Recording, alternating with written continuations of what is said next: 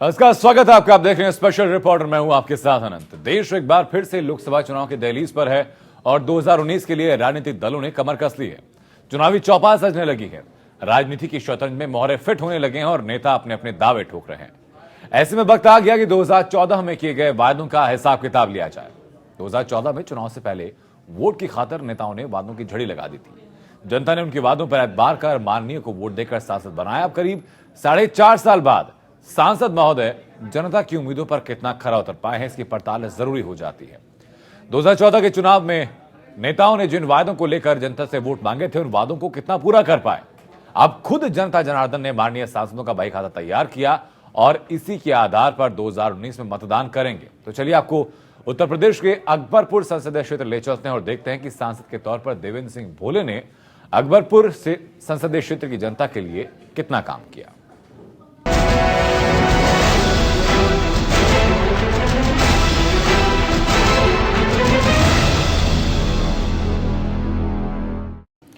अकबरपुर कानपुर देहात जिले का sub division और तहसील मुख्यालय है, लेकिन एक संसदीय क्षेत्र के तौर पर कानपुर जिला और कानपुर देहात के कुछ विधानसभा क्षेत्रों को मिलाकर अकबरपुर संसदीय क्षेत्र का निर्माण किया गया।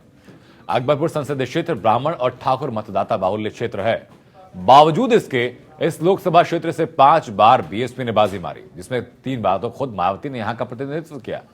हालांकि एक सच यह भी है कि मायावती ने हर बार बिना पूरा कार्यकाल किए बीच में इस्तीफा दिया। हालांकि 2009 में परिसीमन के बाद पहले चुनाव के बाद ये सीट कांग्रेस के पास चली गई, लेकिन 2014 में मोदी लहर में बीजेपी के देवेंद्र सिंह भोले ने यहां से शानदार जीत दर्ज की।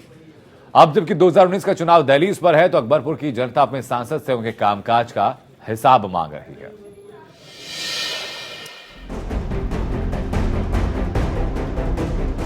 उत्तर प्रदेश के अकबरपुर लोकसभा निर्वाचन क्षेत्र की राजनीतिक हलचल देश की राजनीति को प्रभावित करती रही है। बीएसपी का गढ़ माने जाने वाली अकबरपुर संसदीय सीट 5 बार बीएसपी के खाते में गई है, जिसमें बीएसपी सुप्रीमो मायावती खुद 3 बार यहां से सांसद रह चुकी है। लेकिन 2014 के लोकसभा चुनाव में बीएसपी के गढ़ में बीजेपी ने सेंध लगा दी। 2014 के चुनाव में अकबरपुर लोकसभा सीट पर बीजेपी प्रत्याशी पूर्व मंत्री देवेंद्र सिंह भोले ने अपने निकटतम प्रतिद्वंदी बीएसपी के अनिल शुक्ला वारसी को 2,78,997 मतों से करारी शिकस्त देकर कमल खिलाया था। चुनाव प्रचार में देवेंद्र सिंह भोले को कमतर आंका जा रहा था, लेकिन उन्होंने धमाकेदार जीत से सबकी बोलती बंद कर दी थी। 2014 के चुनाव में बीजेपी के देवेंद्र सिंह को 4,81,584 वोट मिले थे, जबकि बीएसपी के अनिल शुक्ला वारसी को 2,02,587 वोटों पर संतोष करना पड़ा था। देवेंद्र सिंह भोले अकबरपुर के 5 विधानसभा क्षेत्रों में वारसी से आगे रहे। उन्हें सबसे ज्यादा 92,625 वोटों की लीड महाराजपुर विधानसभा क्षेत्र में मिली, जबकि कल्याणपुर में 79,586, घाटमपुर में 39,745, अकबरपुर रनिया विधानसभा क्षेत्र में 16,641 और बिठूर में 40,400 मतों की बढ़त मिली थी। 2014 के लोकसभा चुनाव में तीसरे नंबर पर समाजवादी पार्टी के लाल सिंह तोमर रहे, जिन्हें 1,47,002 वोट मिले। सबसे बुरा हाल तो कांग्रेस का हुआ। 2009 में कांग्रेस के राजा रामपाल अकबरपुर से सांसद थे, लेकिन 2014 के चुनाव में राजा रामपाल चौथे नंबर पर रहे और अपनी जमानत भी नहीं बचा पाए थे। 2014 के चुनाव में राजा रामपाल को महज 96,827 वोट मिले थे। दरअसल अकबरपुर कानपुर देहात जिले का एक सब डिवीजन है और जिले का मुख्यालय भी है। अकबरपुर लोकसभा क्षेत्र कानपुर नगर जिला के 4 विधानसभा क्षेत्र और कानपुर देहात जिला के 1 विधानसभा क्षेत्र को मिलाकर बनाया है, जिसमें कानपुर देहात का अकबरपुर रनिया, जबकि बिठूर, कल्याणपुर, महाराजपुर, घाटमपुर विधानसभा क्षेत्र कानपुर नगर जिला में पड़ता है। 4.5 साल के कार्यकाल में सांसद देवेंद्र सिंह भोले ने अपने संसदीय क्षेत्र में कितना विकास कार्य किया है? क्या सांसद महोदय जनता की उम्मीदों पर खरा उतर पाए हैं? ये सवाल बड़ा है। 2014 के लोकसभा चुनाव में मोदी लहर पर सवार होकर देवेंद्र सिंह भोले ने अकबर नगर की चुनौती बेतरनी पार की थी, लेकिन 2019 के चुनाव में क्या देवेंद्र सिंह 2014 वाला करिश्मा दोहरा पाएंगे? आज हम इसी की पड़ताल करेंगे। Bureau report, APN. जमीनी राजनीति से संघर्ष कर मंत्री बने और सांसद बने देवेंद्र सिंह का राजनीतिक सफर काफी लंबा और कई उतार चढ़ाव भरा रहा। आइए एक नजर डालते हैं अकबरपुर सांसद देवेंद्र सिंह भोले के राजनीतिक सफर पर।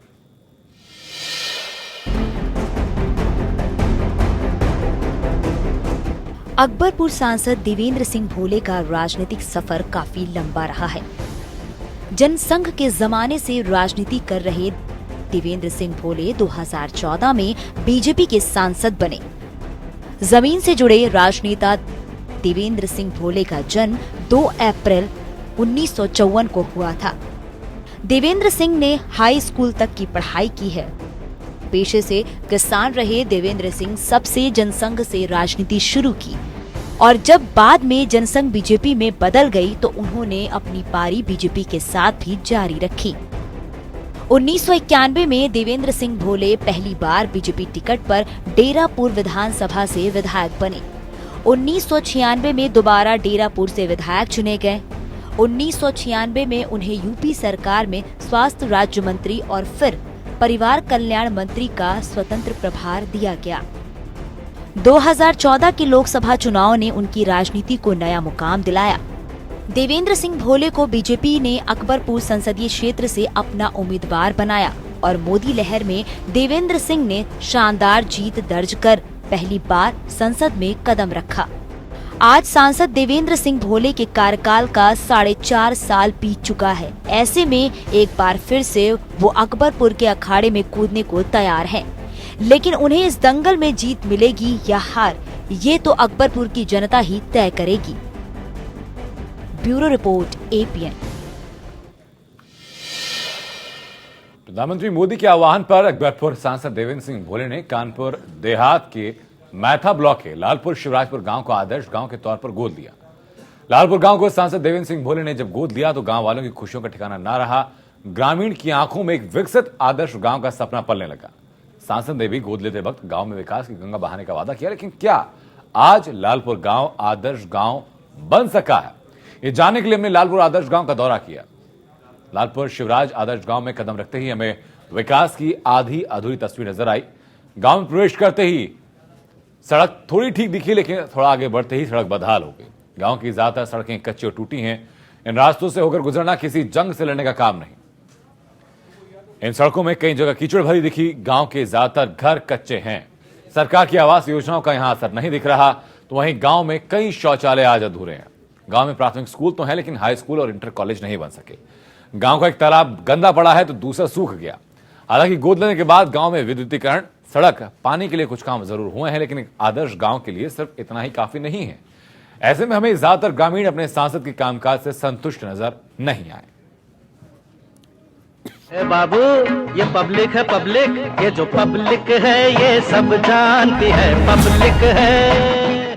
यहाँ पे उन्होंने कुछ नहीं कराया। कुछ नहीं कराया।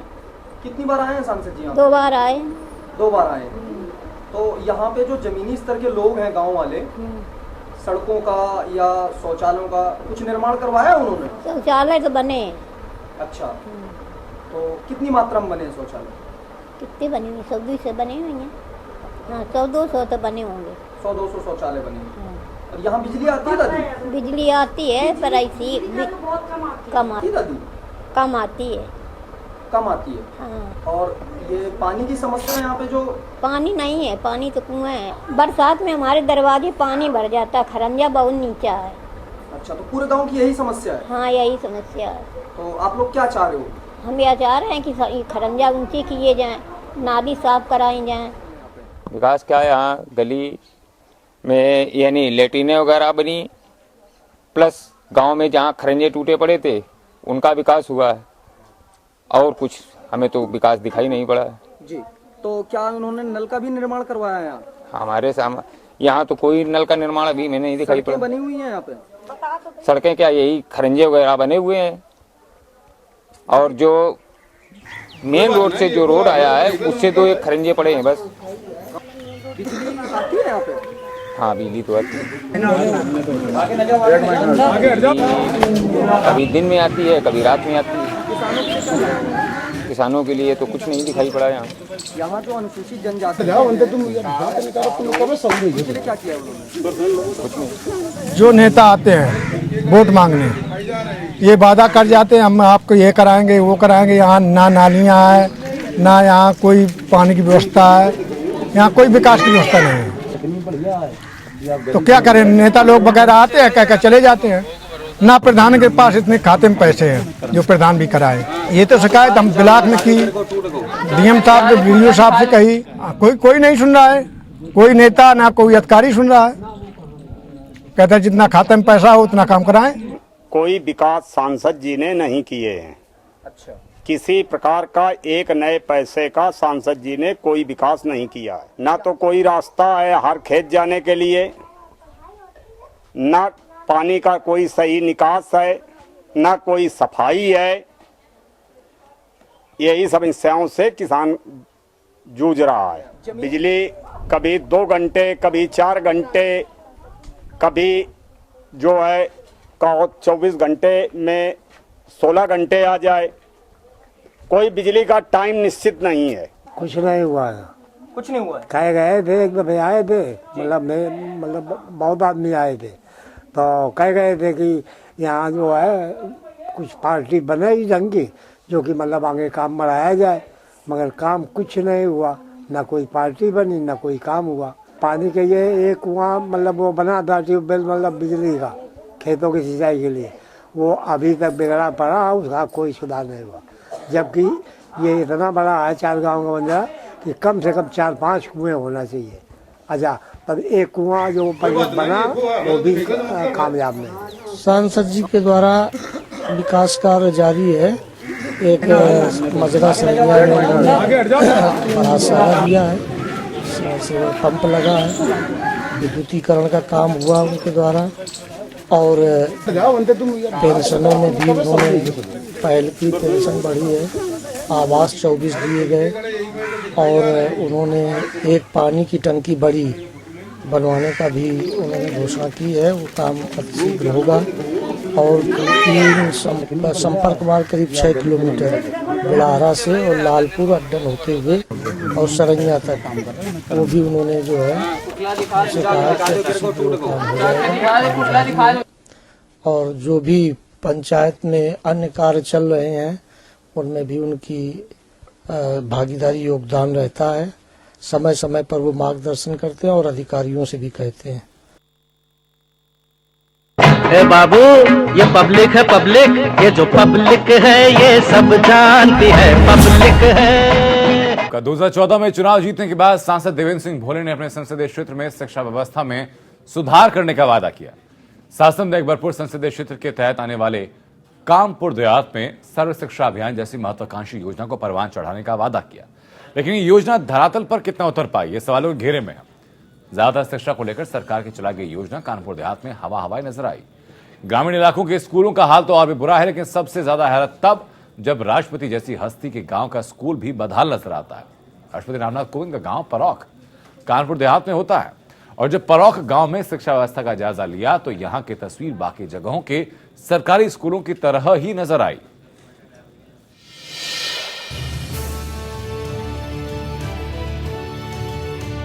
राष्ट्रपति रामनाथ कोविंद का गांव परौख कानपुर देहात जिले में पड़ता है। जब हम परौख गांव के सरकारी स्कूल पहुंचे तो स्कूल की इमारत हमें कमोवेश ठीक ठाक नजर आई। यहाँ एक ही परिसर में परौख गांव का प्राथमिक स्कूल और पूर्व माध्यमिक स्कूल चल रहा है। स्कूल का परिसर 4 दीवारी से घिरा है। हालांकि बारिश होने पर स्कूल परिसर में पानी भर जाता है।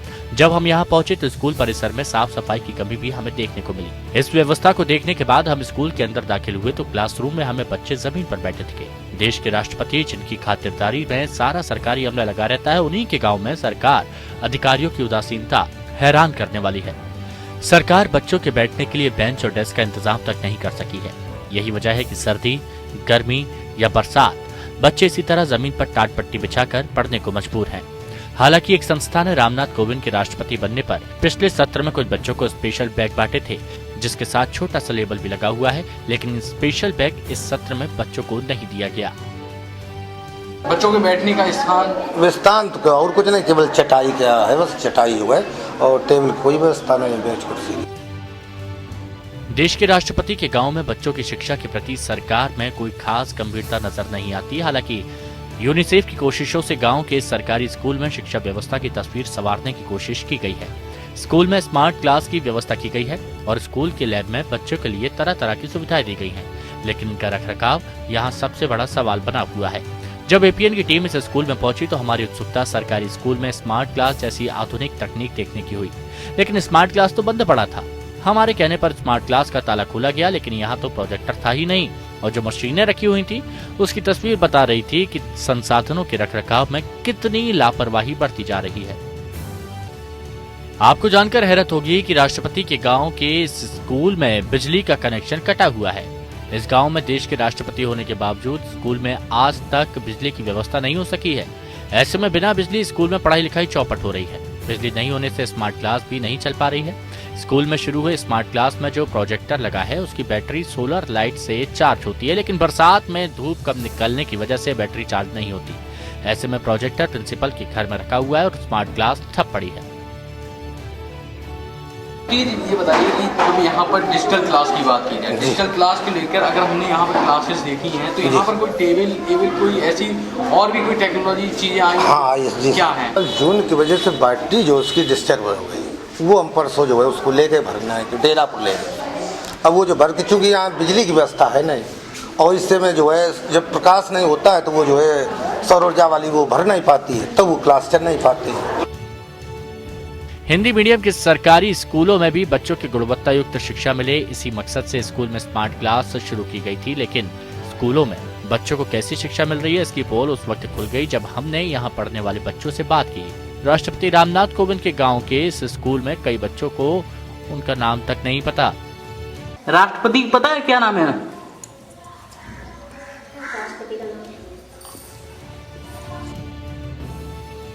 राष्ट्रपति के गांव के इस स्कूल में समस्याओं का अंबार लगा है। स्कूल में शिक्षा व्यवस्था तो बदहाल है ही, दूसरी बुनियादी सुविधाओं के लिए भी बच्चे तरस रहे हैं। बच्चों को स्कूली शिक्षा से जोड़ने के लिए स्कूल में मिड डे मील योजना की शुरुआत की गई, लेकिन इस स्कूल में ये योजना सवालों के घेरे में है। आरोप है कि साप्ताहिक मेनू के मुताबिक बच्चों को फल और दूध नहीं दिया जा रहा। जब हम स्कूल की तहकीकात कर रहे थे उसी दौरान मिड डे मील का वक्त हो गया। बच्चों को मिड डे मील दिया गया और बच्चे जमीन पर बैठकर खाना खाने लगे, लेकिन खाने के बाद जो हमने देखा वो भी चौंकाने वाला था। बच्चे खाना खाने के बाद खुद अपना बर्तन धो रहे थे, जबकि शिक्षा के अधिकार कानून के तहत बच्चों को ऐसा काम कराए जाने की सख्त मनाही है। अब राष्ट्रपति के गांव में ही बच्चों से ऐसा काम कराया जाएगा तो दूसरे स्कूलों की बात करना बेईमानी है। राष्ट्रपति के गांव में शिक्षा व्यवस्था की बदहाली देखने के बाद हमारा कारवां मलासा ब्लॉक के किशोरपुर गांव के प्राथमिक स्कूल पहुंचा। बाहर से देखने में स्कूल की बिल्डिंग ठीक ठाक है, स्कूल का रंग रोगन भी है, लेकिन जब स्कूल के क्लासरूम में पहुंचे तो अंदर हालात सूबे के तमाम दूसरे प्राथमिक स्कूलों की तरह बदहाल दिखे। बच्चों के बैठने के लिए यहाँ भी बेंच और डेस्क की व्यवस्था नहीं। बच्चे जमीन पर बैठे हैं, अपना भविष्य संवार रहे हैं, लेकिन उनकी ये कोशिश कामयाब हो तो कैसे? प्राथमिक स्कूल किशोरपुर में शिक्षकों की जबरदस्त कमी है। ये स्कूल एकमात्र शिक्षिका के भरोसे चल रहा है। अब एक अकेली टीचर 5 क्लासों के बच्चों को पढ़ाएगी तो कैसे पढ़ाएगी, ये बड़ा सवाल। थोड़ी देर सबको टाइम देते हैं, एक अच्छा एक साथ बिठाते हैं, 3 4 5 एक साथ बिठाते हैं, कॉपी सारी लंच में चेक करते हैं। कितने बच्चे हैं यहाँ पर? इस समय रोज 40 बच्चे हैं। आपने कभी बीएसए से बात नहीं की कि हमको प्रॉब्लम होती है, इतने 50 बच्चे हैं, एक अलग अलग क्लासेस हैं, अकेले देखने कैसे करते हैं? यहाँ पर 30 बच्चों पर एक टीचर है। मानव संसाधन मंत्रालय की एक रिपोर्ट बताती है कि देश में 1 लाख से अधिक सरकारी स्कूल ऐसे हैं जो एक अकेले शिक्षक के भरोसे चल रहे हैं। बावजूद इसके सब बड़े का नारा बुलंद करने वाली सरकार इस समस्या से आंख मूंदे बैठी हुई है। लेकिन बात तो फिर वहीं अटक जाती है कि जब सरकार राष्ट्रपति जैसी बड़ी हस्ती के गांव में शिक्षा व्यवस्था को दुरुस्त नहीं करा सकी तो सामान्य गांव के स्कूलों को कौन पूछने वाला? यहाँ तो सब कुछ चलता है कि तर्ज पर शिक्षा व्यवस्था भी चलाई ही जा रही है। विशाल मिश्रा, एपीएन, कानपुर देहात।